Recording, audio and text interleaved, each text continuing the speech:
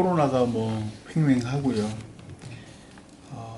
사실은 저는 한 2주 정도 막 자책을 엄청 많이 했어요. 좌절도 많이 하고 뭐 여러 가지 이유가 있지만 요즘에 이제 교회에 좀 안 오시는 성도들이 이렇게 보이잖아요. 보이고 저 구성남이라 그러죠. 저쪽에서 오는 식구들도 우리 김경수 권사님 그 전도에서 오신 분들도 하나같이 안 오시고 우리 저 새로 여기 살던 우리 장현석 주선합 성도도 물론 이제 장현석 성도 직장이 지금 지방에 출장 중이라 사실은 계속 제가 문자도 하고 전화도 하고 다 해요. 그리고 심지어 이제 우리 저 오면서 교회 이렇게 이전하면서 안 오시는 권사님들도 제가 문자도 보내고 이런데 이게 참 그러면서 느끼는 거는 참 믿음을 가지기가 쉽지 않다. 믿음을 가지기가 참 쉽지 않다. 그러니까 하나님의 선물이라 그러는 이유가 내가 결단하면 믿음이 생기는 것 같은데 생긴 것처럼 보여요. 근데 하나님의 그 택하심이 없으면 내가 결심한 그 믿음이 얼마나 연약한지 또 깨닫는 거예요. 그러면 자, 그러면 그렇다 치고 목사인 나는 또 우리 금토교회의 믿음을 그분들에게 어떻게 하면은 전할 수 있을까? 이게 대단히 중요해요. 오늘 말씀 이제 거기에 대한 얘기예요. 그러니까 사도 바울이 오늘은 데살로니가 전서잖아요. 그러니까 데살로니가 교회 성도들에게 지금 사도 바울은 고린도에 있어요. 고린도에 있으면서 데살로니가의 복음을 전했거든요. 복음을 전한 그 데살로니가 교회가 세워지긴 했는데 지금 뭐 이단도 많고 예수님의 재림과 또 우리의 부활의 죽은 자의 부활이다 이런 거에 대한 다른 소리가 자꾸만 들려요. 그러니까 즉 데살로니가 교회가 지금 좀 내홍을 겪는 거예요. 그래서 이제 그들 데살로니가 교회 성도들에게 고린도에 있으면서 편지를 쓴 내용이에요. 써서 오늘 전반적인 내용은 그런 거잖아요. 내가 나뿐만 아니라 바울의 일행이에요. 즉 바울과 실라와 디모데 이게 2차 전도 여행 중에 데살로니가 교회 그러니까 마게도니아의 첫 성 빌립보로 갔고 빌립보에서 왜 온갖 감옥도 가고 이러면서 쫓겨나서 그 데살로니가 교회를 가거든요. 데살로니가에 가죠. 그리고 새 안식일 동안 딱 3주 있었어요. 딱 3주 있는 동안 유대교 회당에서 예수님에 대해서 전하고 구약에서 예언하는 그 그리스도가 바로 이 십자가에 못 박혀 죽인 예수다라고 딱 3주 전하자마자 유대인들이 들고 일어나가지고 쫓아내요. 그리고 베레아를 거쳐서 아덴을 거쳐서 고린도에 정착을 해요. 고린도에서 좀 1년 한 6개월 정도 있었죠. 거기서 이제 고린도에서 데살로니가에 3주 동안 복음을 씨를 뿌렸는데 참 그 복음의 씨앗이 잘 성장했거든요.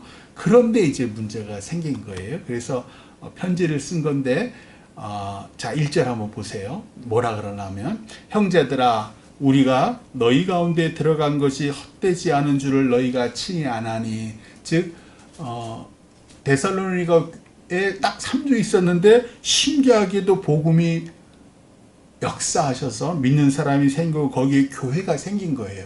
그러니까 봐라 너희가 알잖아. 참 신기해. 하나님의 그 놀라운 그 능력은 신기해라고 얘기해요. 2절 너희가 아는 바와 같이 우리가 먼저 빌립보에서 고난과 능욕을 당하였으나 왜 자주 옷감장사 루디아에게 복음을 전했고 그리고 난 다음에 자꾸만 바울 일행을 귀신 들린 여종이 쫓아와서 왜 점치는 여종이잖아요. 그래서 바울이 너무 하도 시끄럽게 해가지고 귀신아 나가라 예수의 이름으로 명하노니 귀신아 나가라 그랬잖아요. 귀신이 나가고 난 다음에 그 점치는 여종의 주인이 화딱지가 난 거예요. 돈을 보러 와야 되는데 이 여종이 돈을 안 보러 오니까 그래서 로마의 불법적인 일을 행한다라고 해서 군인들이 와서 바울을 매질하고 바울과 실라를 그 빌립보 감옥에다 넣잖아요. 그리고 발에 착고도 채우고. 그런데 바울과 실라가 기도하고 찬양하니까 하나님께 큰 지진을 내셔서 갑자기 모든 매여있던 자들이 다 풀려나잖아요. 감옥문도 다 열리고. 그러니까 간수가 큰일 났네, 자살하려고 다 도망갔네 했더니 자살하지 말라고, 우리가 여기 있다고. 그러니까 놀라면서 이제 이 간수가 물어보잖아요.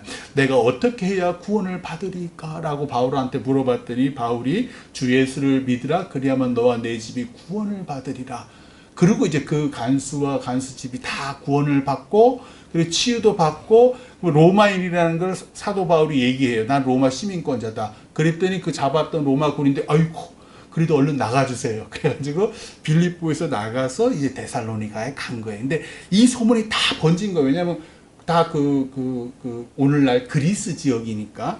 그래서 그 얘기라, 2절. 너희가 듣고 아는 바와 같이 우리가 먼저 빌립보에서 그런 고난과 능욕을 당하였으나 우리 하나님을 힘입어 많은 싸움 중에 하나님의 복음을 너희에게 전하였는. 그러니까 3주일 동안 데살로니가에 와서 회당에서, 유대교 회당에서 봐라, 구약이 말하는 그 그리스도 메시아가 바로 십자가에 죽은 예수 그리스도야 라고 너희에게 전하였노라.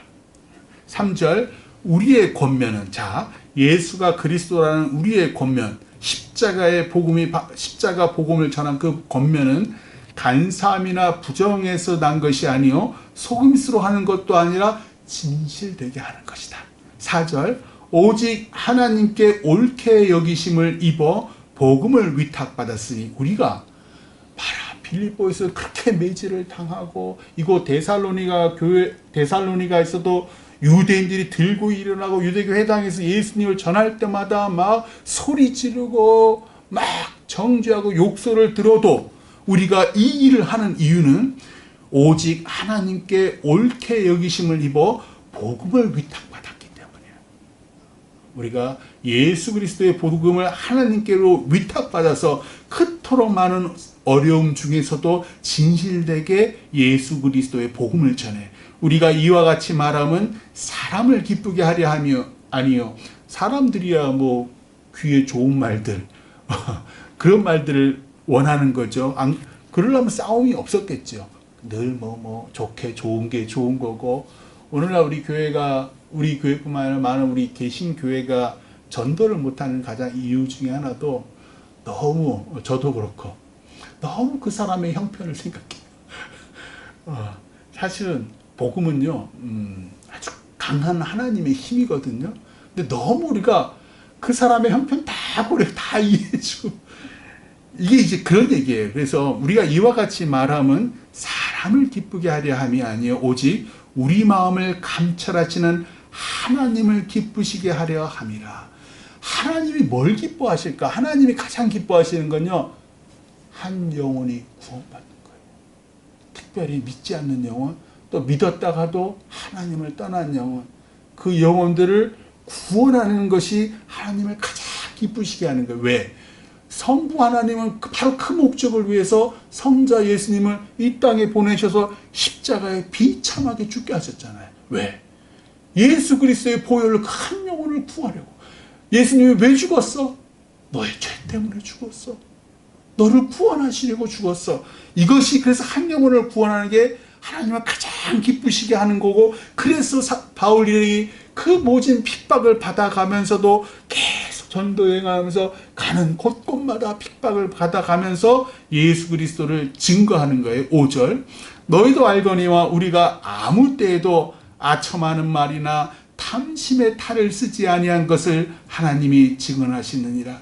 우리가 뭘 얻기 위해서 아첨하거나 뭘 욕심이 많아서 어떤 무슨 가면을 쓰거나 그러지 않았잖아.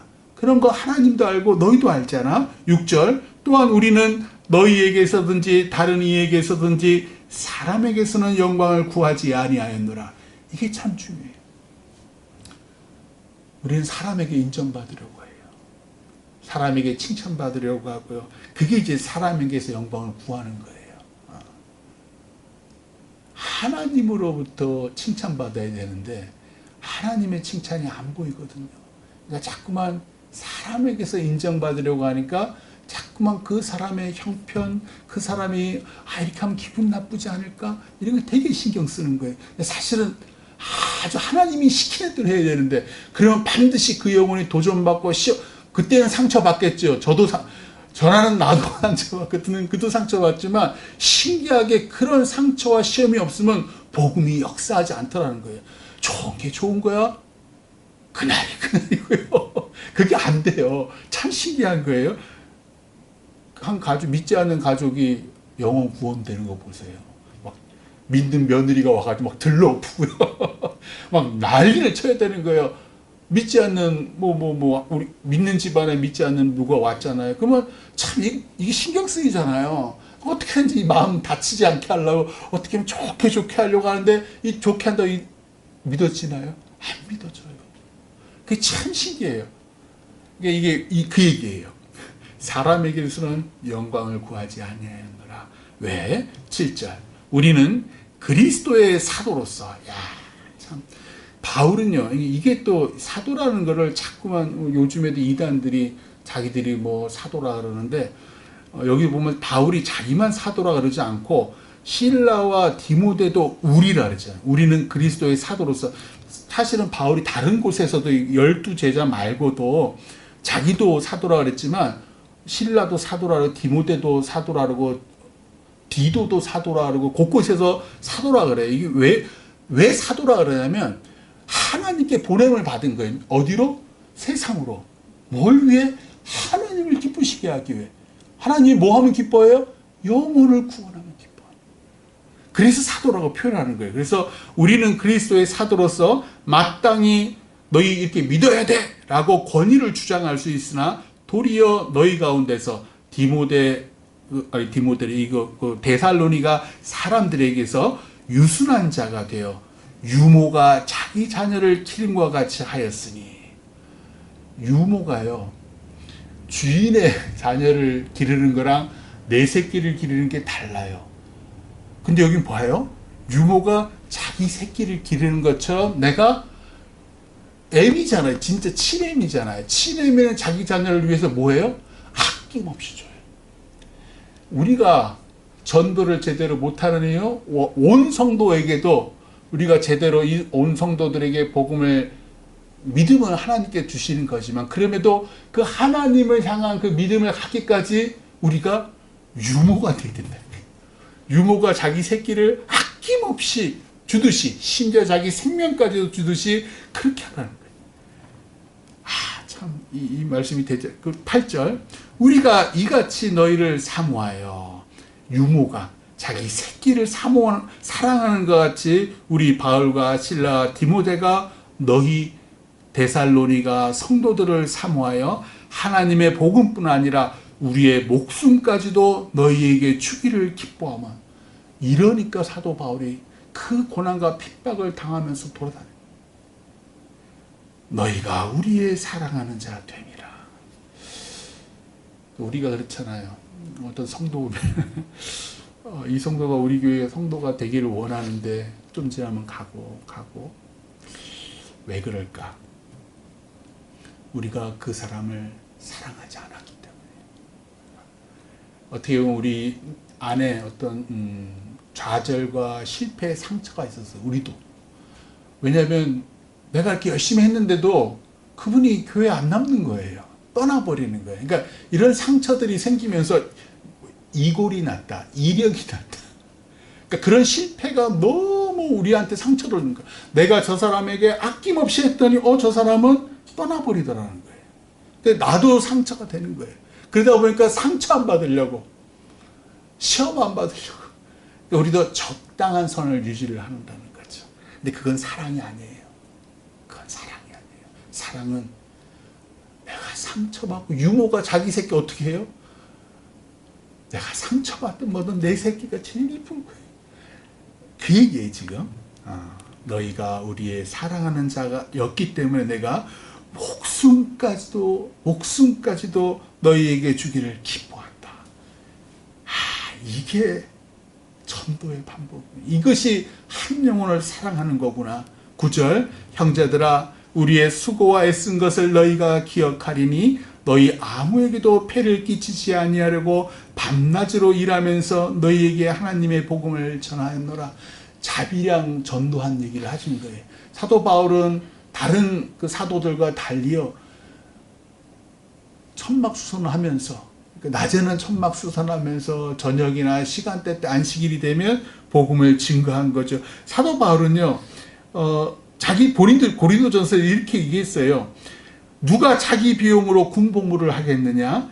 누가 포도를 심고 그 열매를 먹지 않겠느냐? 누가 양떼를 기르고 그 양떼의 젖을 먹지 않겠느냐? 성전의 일을 하는 이들은 성전에서 나는 것을 먹고 제단에서 섬기는 이들은 제단과 함께 나누는 것을 너희가 알지 못하느냐? 라고 얘기를 했어요. 그러니까 당연히 이제 사도들이, 성도들이 헌금한 것은 그건 당연하다라는 거예요. 그런데도 불구하고 뭐라 그러냐면 고린도전서 9장 18절에서 내 상이 무엇이냐? 내가 하나님으로부터 받을 상이 무엇이냐? 내가 복음을 전할 때에 값없이 전하고 복음으로 말미암아 내게 있는 그 권리, 성도들의 헌금으로 내가 누릴 그 권리를 다 쓰지 아니하는 이것이로다. 이러니까 바울 참. 그래서 그 얘기를 하는 거예요. 내가 밤낮으로 일하면서 너희에게 하나님의 복음을 전했다. 10절, 우리가 너희 믿는 자들을 향하여 어떻게 거룩하고 옳고 흠없이 행하였는지에 대하여 너희가 증인이요 하나님도 그러하시도다. 참 도덕적으로 윤리적으로 대단하게 살았다는 거예요. 11절, 너희도 아는 바와 같이 우리가 너희 각 사람에게 아버지가 자기 자녀에게 하듯 권면하고 위로하고 경계하노니. 보세요. 아까 유모가 7절의 끝에 보면 유모가 자기 자녀를 기름과 같이 우리가 너희를 사랑했는데 11절에 보시면 또 아버지가 나와요. 그러니까 때로는 엄마처럼 때로는 아빠처럼 그 성도를 사랑했다는 거예요. 그런 얘기예요. 때로는 이렇게 권면했다는 거죠. 12절, 이는 너희를 부르사 자기 나라와 영광에 이르게 하시는 하나님께 합당히 행하게 하려 함이라. 내가 자비량으로도 하고 도덕적으로 윤리적으로도 정말 최선을 다하고 엄마처럼 아빠처럼 너희를 사랑하게 하는 것은 너희를 부르사 자기 나라와 영광에 이르게 하시는 하나님께 합당히 행하는 하나님의 자녀가 되게 하기 위해서라. 이런 예수님처럼 바울처럼 우리도 이러할 때에 한 영혼을 구원하는 줄 믿습니다. 다 같이 기도하겠습니다.